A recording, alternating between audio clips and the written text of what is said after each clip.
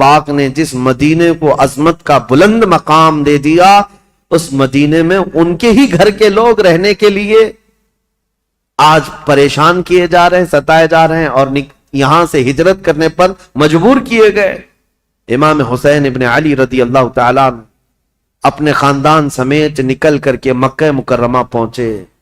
شعبان المعظم کا مہینہ تھا، تقریباً 4 تاریخ تھی جو حضرت امام حسین کی پیدائش کی تاریخ۔ جب تقریباً 4 شعبان کو مکہ مکرمہ میں داخل ہوئے، مکہ والوں نے شاندار استقبال کیا۔ عبداللہ بن زبیر بھی وہاں تھے، عبداللہ بن عمر بھی وہاں تھے۔ انہوں نے کہا حسین ابن علی آپ آ گئے مدینے سے سلامتی کے ساتھ، اہلاً و سہلاً مرحبا، آپ کے لیے مبارکبادی ہو۔ ولید بن عقبہ سے، مروان بن حکم سے، یزید سے آپ نے جان بچا لی، اب امن و امان میں آپ رہیں۔ مکہ مکرمہ میں یہ خاندان نبوت، اہل بیت کا گھرانہ خوشحالی کے ساتھ رہ رہا تھا۔ لیکن برا ہو ان کوفی شیعوں کا۔ شیعان علی ایک جماعت ہے جو بعد میں چل کر شیعہ کہتے ہیں نا، شیعہ کا مطلب حمایتی۔ حضرت علی رضی اللہ تعالیٰ عنہ کے حمایتیوں کی ایک جماعت تھی، شیعان علی ان کو کہا جاتا تھا، جو کوفہ میں رہتے تھے، برسوں سے حضرت علی کے زمانے سے تھے، کیونکہ حضرت علی نے بھی دارالخلافہ کوفہ کو بنایا تھا، اور حضرت علی کے بعد امام حسن بھی وہاں رہے کوفہ میں، اور اس کے بعد وہ ہجرت کر کے مدینے چلے گئے، تب پھر امام حسین بھی گئے تھے۔ تو کوفہ والوں کا تعلق حضرت علی کے گھرانے سے پہلے سے تھا۔ اور امام حسین کی یہ تاریخ میں آپ کو بتاتا ہوں کہ جب امیر معاویہ یعنی حکومت کر رہے تھے، اس وقت بھی کوفہ والے امام حسین کو خط لکھ کر بلا رہے تھے کہ امیر معاویہ کو معزول کر دیتے ہیں، آپ آ جائیے۔ امام حسین نے منع کیا، کہا کہ میں پھر سے وہ عظیم جنگیں دیکھنا نہیں چاہتا ہوں جو میرے باپ کے زمانے میں ہوئی ہیں۔ تو حضرت امام حسین گئے نہیں، امیر معاویہ کے زمانے سے کوفہ والے خط لکھ رہے تھے، آپ آ جائیے۔ اب جب امیر معاویہ کا انتقال ہو گیا اور یزید تخت خلافت پر بیٹھ گیا تو کوفہ والوں نے ایک میٹنگ کی۔ کوفہ عراق کا ایک شہر ہے، عراق میں آج بھی وہ شہر موجود ہے، اور جتنے اہل بیت سے محبت کرنے والے لوگ تھے سب جمع ہوئے اور میٹنگ کیا، اور وہ ایک شخص کے گھر میں میٹنگ ہوئی جس کا نام مسلم بن سرد بتایا گیا ہے، اور وہ شخص سارے لوگوں کو جمع کر کے کہتا ہے دیکھو امیر معاویہ کا تو انتقال ہو گیا اور یزید بیٹا ہے، تم سب کی رائے کیا ہے؟ کیا علی کے بیٹے حسین خلافت کے سب سے زیادہ حقدار نہیں ہیں؟ کوفہ والوں نے ایک زبان ہو کر کہا ہاں، رسول اللہ کے نواسے علی ابن ابی طالب کے بیٹے، ان سے زیادہ حقدار کون ہے؟ تو ان لوگوں نے کہا کہ ہم نے یہ سنا ہے کہ امام حسین نے بھی یزید کی بیعت کو قبول کرنے سے منع کر دیا اور وہ مدینہ چھوڑ کر مکہ جا چکے ہیں، اے لوگوں تمہارا کیا خیال ہے ہم حسین ابن علی کو یہاں بلا نہ لیں؟ ہم کوفہ بلا لیتے ہیں اور یہاں بلا کر ان کی خلافت کو تسلیم کرتے ہیں، ان کے ہاتھ میں بیعت کر لیں گے، اور پھر دھیرے دھیرے پورا حجاز امام حسین کے ہاتھ پر بیعت کر لے گا، پورا عرب بیعت کر لے گا، اور یزید کو ہم اتار دیں گے تخت خلافت سے۔ تو کوفہ والے اس بات پر سب اتفاق، اور پھر سارے لوگوں نے مل کر کے خط لکھا امام حسین کے نام پر۔ عبداللہ بن صبح حمدانی نام سے ایک شخص تھا، اس کے ہاتھ میں خط دے کر بھیجے جس میں کوفہ کے بڑے رئیس اور ذمہ دار جو لوگ تھے، وہاں کے جو سردار تھے، ان کی دستخطیں تھیں، ان کی مہریں لگی ہوئی تھیں۔ یہ خط رمضان کی 10 تاریخ کو آیا، کہاں؟ مکہ مکرمہ میں۔ مکہ مکرمہ میں امام حسین کے پاس یہ خط آیا تو امام حسین نے دیکھا، اس میں یہ لکھا ہوا تھا، کوفہ والوں نے لکھا تھا، اللہ کی حمد و ثنا کے بعد، حضور کی صلاۃ و سلام کے بعد کہا امیر معاویہ کا انتقال ہو گیا، اور ان کے بعد یزید جیسا فاسق و فاجر شخص بیٹھا ہے، لہذا ہم اس کی امارت اور اس کی خلافت کو نہیں تسلیم کرتے۔ اے علی کے بیٹے حسین، آپ تشریف لے آئیں، ہمارے سر پر کوئی امام نہیں ہے، آپ تشریف لائیں، ہم آپ کے ہاتھ پر بیعت کرتے ہیں۔ یہ خط کا مضمون تھا۔ امام حسین رضی اللہ تعالیٰ عنہ نے یہ حرم کعبہ میں اس خط کو پڑھا، اس کے بعد لوگوں سے پوچھا، اب سنیے، کوئی ایک شخص نے بھی اس بات پر رضامندی کا اظہار نہیں کیا. جو بڑے صحابہ تھے انہوں نے کہا کوفہ والوں کی بات پر کبھی یقین نہیں کیا جا سکتا، یہ غدار لوگ ہیں، دھوکہ دے دیتے ہیں، یہ غدار لوگ ہیں، دھوکہ دیتے ہیں. آپ کے باپ کو بھی کوفہ میں شہید کیا گیا، آپ کے بھائی کو بھی شہید کیا گیا ہے، اب آپ وہاں کیوں جانا چاہتے ہیں؟ مت جائیں، مکہ آپ کے لیے امن و امان کے ساتھ. حضرت امام حسین نے ان خطوط کو نظر انداز کر دیا. لیکن 2-3 دن کے بعد تقریباً 53 یا 55 لوگ کوفہ سے چل کر کے مکہ مکرمہ آئے، اور طواف کعبہ کے بعد سب امام حسین کے پاس نظر و نیاز لے کر کے آئے، اور اس کے بعد پھر خطوط لے کر آئے، کوفہ والوں کے حالات بتائے. امام حسین نے دوبارہ صحابہ سے مشورہ کیا کہ کیا کرنا چاہیے. تب پھر صحابہ نے وہی بات کی، کوفہ والے غدار قسم کے لوگ ہیں، طبیعت کے اندر ان کے استقامت نہیں، کسی ایک بات پر جمتے نہیں ہیں، آپ مت جائیں. دوسری مرتبہ بھی امام حسین صبر کر کے رہ گئے. رمضان کا مہینہ ختم ہونے کو آیا، تقریباً خطوط کا سلسلہ جاری رہا، اتنے کہ 10,000 کے قریب لوگوں نے امام حسین کو دعوت دی، اور اخیر میں یہ دعوت دی کہ اے حسین ابن علی، کل قیامت کے دن اگر اللہ تعالی ہم سے یہ سوال کر لے کہ فاسق و فاجر معاویہ کے بیٹے سے تم نے بیعت کیسے کی، اس کو امیر کیسے بنایا، تو ہم اللہ کی بارگاہ میں قیامت میں یہ جواب دیں گے کہ اے رب العالمین، ہم نے تو رسول اللہ کے نواسے کو بلایا تھا مگر انہوں نے انکار کیا، تو ہمارے پاس کوئی چارہ نہیں تھا، اس لیے ہم نے یزید کی بیعت کر لی. یہ تو ایموشنل بلیک میلنگ ہے. بہت سارے لوگ آج ہمیں یوں بولتے ہیں پروگرام کی تاریخ دے دیجئے نہیں تو پورا علاقہ دیوبندی ہو جائے گا، پروگرام کی تاریخ دے دیجئے نہیں تو یہاں ایسا ہو جائے. میرے عزیزو، تمہارے ذمے بھی تو کچھ ہے، تمہارے ذمے بھی تو کوئی چیزیں ہیں. امام حسین نے اس خط کو پڑھنے کے بعد پھر سارے لوگوں سے مشورہ کیا، اور اس کے بعد کہا اب میرے لیے اتمام حجت کرنی ہوگی، یعنی مجھے تو جانا ہی ہوگا، کیونکہ انہوں نے قیامت کا واسطہ دے دیا ہے. تو 1000 لوگوں نے مکہ مکرمہ میں آپ کو روکنے کی کوشش کی، آپ نہ رکے، حتیٰ کہ ذی الحجہ کا مہینہ ہے، حج کے لیے سارے قافلے مکہ آ رہے ہیں، مکہ مکرمہ آ رہے ہیں، اور امام حسین یہاں سے نکلنے پر تلے ہوئے ہیں. لیکن اس سے پہلے امام حسین رمضان سے لے کر ذی الحجہ تک یہ بحث مباحثہ ہوتا رہا، اور عام بات نہیں ہے، عام بحث و مباحثہ نہیں ہے. عبداللہ بن زبیر جو صحابی ہیں نا، امام حسین کی جماعت کے ساتھ لڑنے کو بھی آ گئے تھے. یہ محبت کی لڑائی ہے، دشمنی کی نہیں، کہ میں تمہیں مکہ سے باہر جانے نہیں دوں گا، اس کے لیے وہ تلوار نکال کر کھڑے ہو گئے تھے. یہ بھی لڑائی قریب تھی، مکہ کی مکرمہ سے نہ جانے دیں گے، کیونکہ عبداللہ بن زبیر جانتے تھے کہ کوفہ والے ان کا کیا کریں گے. تو پھر امام حسین رمضان کے بعد بھی رک گئے. جب امام حسین اصرار کرنے لگے بار بار، تو چند صحابہ آئے اور ان سے مشورتاً یہ کہا کہ اگر آپ کو جانا ہی ہے اور کوفہ والوں کے بارے میں آپ یہ کہہ رہے ہیں کہ یہ 1000 لوگ بیعت قبول کرنے کو تیار ہیں، تو آپ نہ جاتے ہوئے پہلے اپنے خاندان کے کسی معتمد شخص کو وکیل بنا کر بھیجیں، اور وہ جا کر کے براہ راست حالات دیکھے گا اور وہ خبر دے گا، تب آپ جائیے. ان کے خطوں کے بھروسے پر مت جائیے، ان کے خط اور ان کے بولیوں پر مت جائیے. تو امام حسین نے اس مشورے کو تسلیم کر لیا. پھر اپنے بھائی مسلم بن عقیل کو، چچیرے بھائی تھے حضرت امام مسلم بن عقیل جو ہیں، یہ حضرت امام حسین کے چچیرے بھائی، حضرت عقیل حضرت علی کے سگے بھائی. تو مسلم بن عقیل سے آپ بڑی محبت رکھتے تھے اور معتمد بھی تھے امام حسین کے. بلایا اور کہا کہ بھائی تم جاؤ کوفہ اور میری جانب سے وہاں لوگوں سے بیعت لے لینا وکیل بن کر، اور حالات دیکھ کر کے مجھے خبر کر دینا. یہ تاریخ ہے.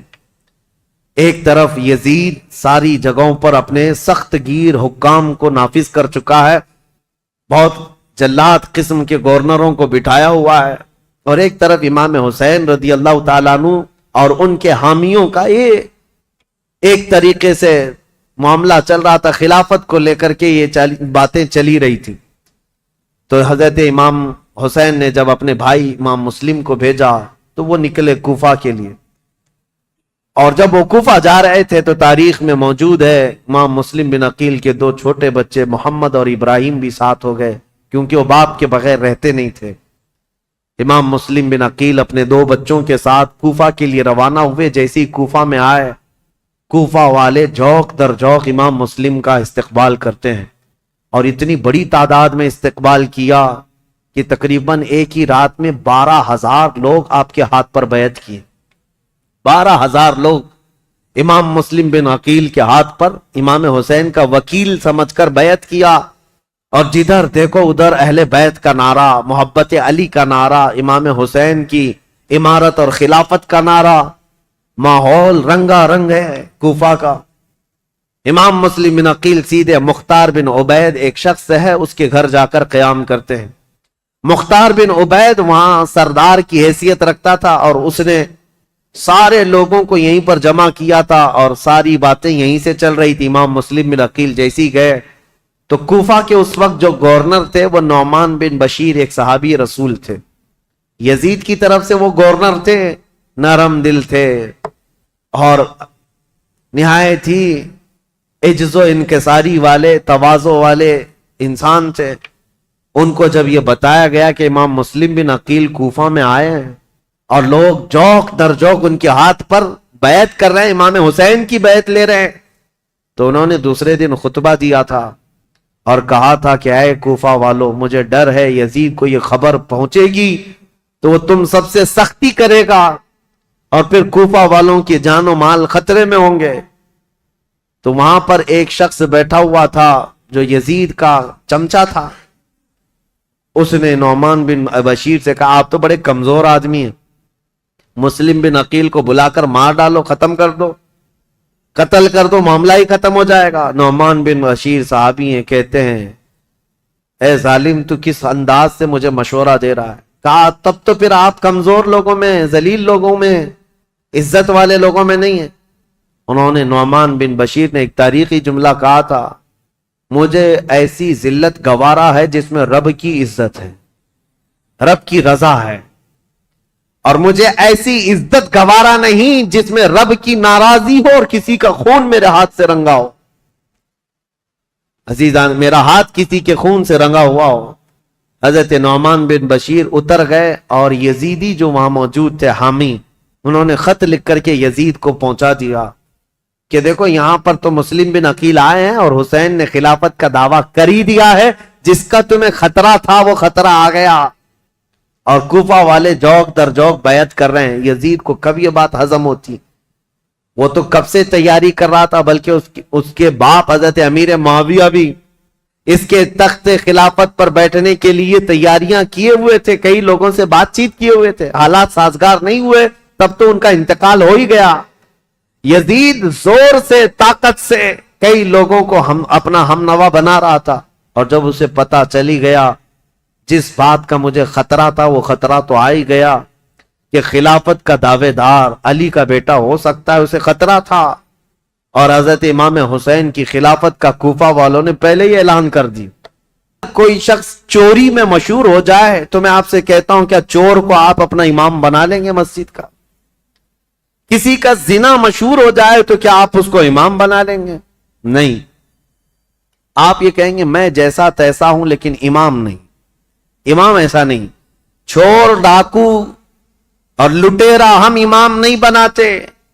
میرے عزیزو، یہ جو تمہارے اندر فکر ہے یہ حسین ابن علی کی دی ہوئی ہے، یہ صدقہ ہے امام علی مقام کا، احسان ہے ان کا پوری دنیا میں. انہوں نے یہ چھاپ چھوڑی ہے کہ ہم آج مسجد کے اس مصلے کے لیے بھی پرہیزگار ڈھونڈتے ہیں اور شریعت کا پابند ڈھونڈتے ہیں.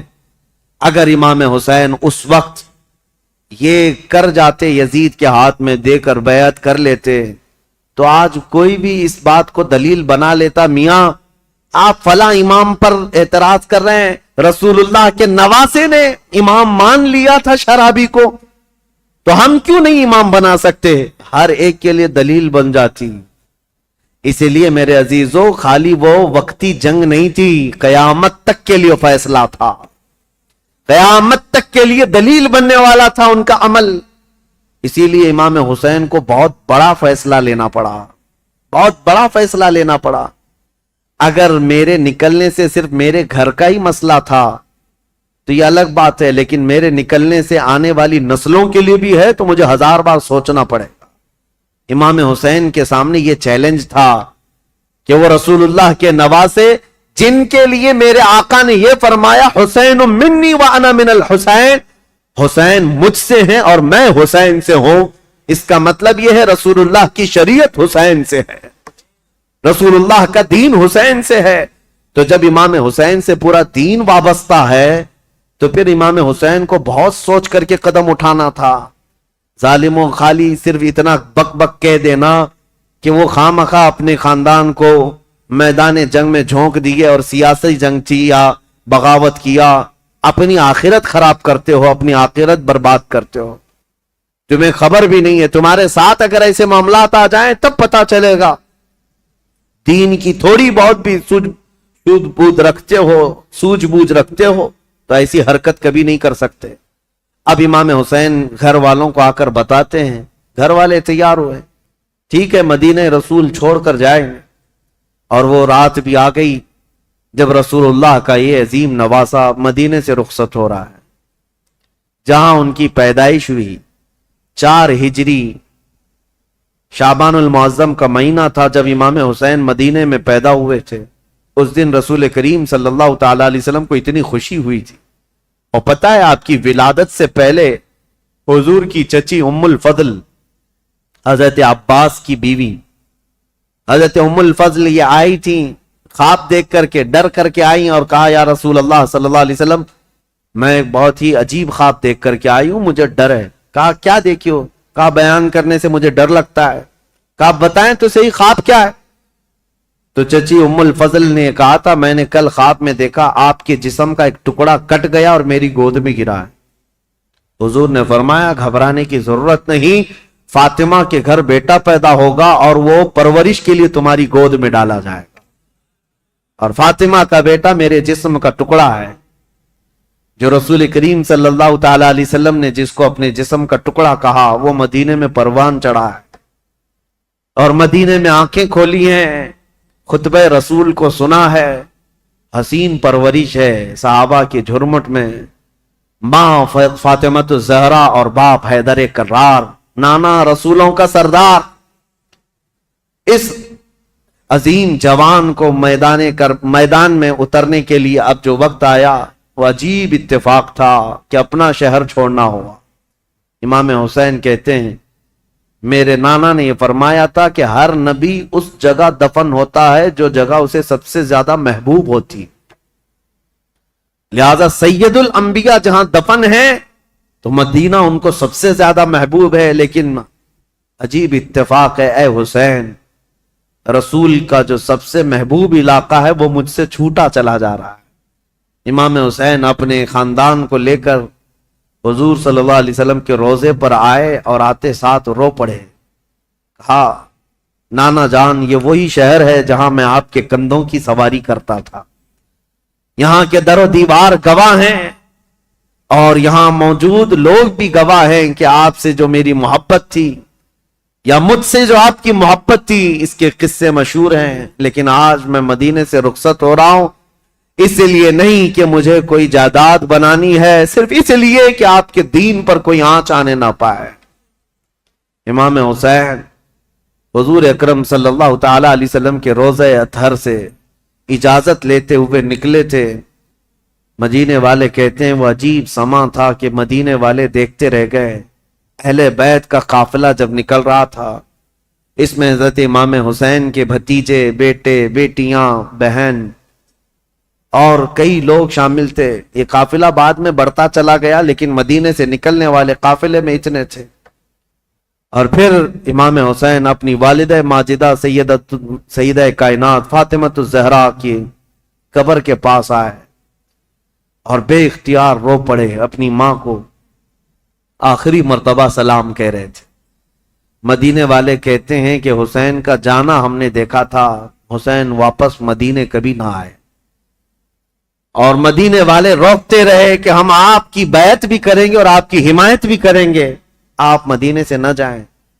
कई लोग आपके जुब्बे को थाम कर पकड़े हुए थे। कहा हम आपको चलता फिरता देखते हैं तो रसूलुल्लाह की याद आती, हम आपको यहां महसूस करते हैं तो हमें नबी पाक की खुशबुएं महसूस होती हैं। आप अगर मदीना खाली करके जाएं तो हमें बताएं रसूलुल्लाह के घर में अब बचा कौन? आपके भाई शहीद हो चुके इमाम हसन, आपके बाप भी नहीं है। रसूलुल्लाह के घर की एक निशानी आप हैं और आप जा रहे हैं और अपनी औलाद को भी ले जा रहे हैं। क्या मदीना रसूलुल्लाह के घर से खाली हो जाएगा? अगर रसूलुल्लाह का घर यहां नहीं है तो फिर किसका घर रहेगा? मदीने वालों की वहां पर जो बेताबी थी, आहो फगां थे, यहां तक कि वो लोग लड़ने को तैयार हुए और तलवारें निकाल चुके थे। कहा हुसैन इब्न अली हमारी तलवारें हैं, आपके साथ हैं, अल्लाह का वास्ता देते हैं आप ना जाएं। इमाम हुसैन ने एक ही जुमला कहा, मैं रह तो जाऊंगा तुम्हारी बातों पर, लेकिन कल को जो अय्याश लड़का बैठा हुआ है तख्ते खिलाफत पर यानी यजीद, ये मुकाबले के लिए मदीना भी फौज भेज देगा और हरम रसूल को मैं मुसलमानों के खून से रंगीन नहीं कर सकता। नबी पाक का शहर मेरी वजह से खून आलूद हो जाए, मुझे यह गवारा नहीं। मैं मेरे नबी पाक के शहर का हद दर्जा एहतराम करता हूं, मुझे जाने दो। ये काफिला मदीने वालों की आंखों से ओझल हो गया। मदीने वाले कहते हैं रातों की नींद गायब हो गई, हमारा चैन और सुकून गर्क हो गया। हम अहले बैत के उस घर पर आते थे जो रसूलुल्लाह के हुजरे से लगा हुआ था, जहां कभी सैयदा कायनात फातिमातुज़ ज़हरा रहा करती थी। हजरत फातिमा का वो मकान जो आज रसूलुल्लाह की जालियों के अंदर आ गया है। अहले मदीना कहते हैं उस घर के अतराफ हम घूमते थे, इसलिए कि हमें पता है उस घर की तारीख कि हुजूर अगर उस घर के अंदर बैठे होते और कुरान उतरना होता तो जिब्राइल दरवाजे पर खड़े होकर पहले इजाजत लेते फिर घर में आते थे। दूसरी जगहों पर जिब्राइल अमीन बराह रास्त हुजूर पर वही लेकर आते थे, आयतें लेकर आते, लेकिन जब फातिमातुज़ ज़हरा के घर में हुजूर होते थे तो जिब्राइल इजाजत लेकर आते थे। अहले मदीना कहते हैं वो घर खाली हो चुका था, उस घर के अंदर अब कोई नहीं था। अहले बैत नबुव्वत का ये घराना, रसूलुल्लाह का ये खानदान सब चल पड़ा था। मदीने वाले कहते भी थे कि कैसा वक्त आ गया कि आज नबी